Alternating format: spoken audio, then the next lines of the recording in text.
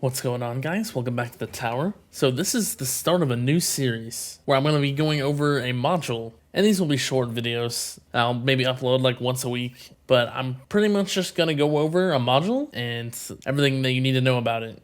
So today's module highlight is about Primordial Collapse. This is the module in the banner for the last few weeks. It doesn't actually have its own banner anymore, but it will be coming to the standard banner in a few days again. So this is a core module, and what it does is it spawns one additional black hole, and then it also gives a damage reduction to enemies inside any black hole. This ability is intended to work on all enemy types. For some people, it is currently bugged and not working for some enemies. So yeah, just be aware of that. It will at one point here be fixed though, so that it will work on every enemy type. So the value for the unique effects at different rarities, you get a lot more of the value of the actual damage reduction at the higher rarities. The additional black hole by itself is actually pretty useful as well. So the damage reduction increase from epic to legendary is around 11%. From legendary to mythic, it's around 28%. And going from mythic to ancestral, it's around 75%, which is actually a very big increase compared to these ones.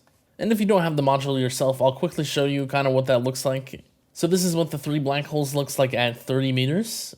And I also do have 70 meter black hole size if you were wondering that. This is what it looks like with the range card at 43.5 meters. This is what it looks like at 69.5 meters, which is just max in the workshop without the card of the lab. This is what it looks like at 98 meters, which is just with the card and also maxed in the workshop. This is what it looks like around 140 meters, which is just with the lab at level 26, and then also the card, and then max in the workshop as well. And then lastly, this is around the highest I could go, lab level 75 here, with the card and max in the workshop at 211 meters. So I think this module actually has a lot more uses than some of the other modules, both from the extra black hole and the damage reduction. So if you're like an EHP build, fully EHP, this is going to be the new best core module for you, since it actually gives you a pretty big damage reduction. But even with hybrid, this is still pretty good. It's usually going to be an assist slot module. If you do have that, I don't think it's going to be super useful as primary, just because you can get a lot of the value just from that. If you saw my farming video, I actually get a lot of use out of this for farming. Allows you to use a lot of extra stuns, since it won't stun enemies outside of the black hole. The extra black hole can also be useful for using higher ranges, getting more black hole coverage with that, and then you also get more black hole coverage for the damage reduction. So these two sort of separate abilities on the module works well together.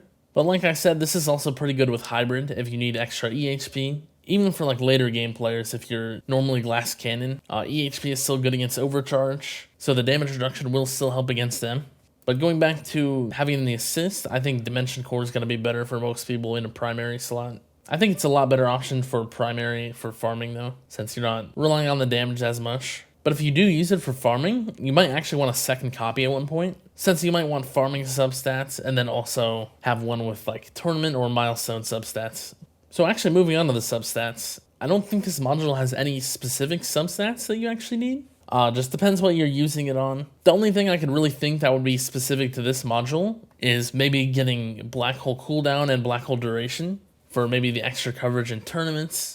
That can get you a lot closer to like 100% uptime if you need that for the damage reduction. But other than that, I don't think there's anything specific. Maybe black hole size if you're using a really high range and you still need more coverage even with the third black hole. But other than that, it just depends what situation you're in, what you're using it for.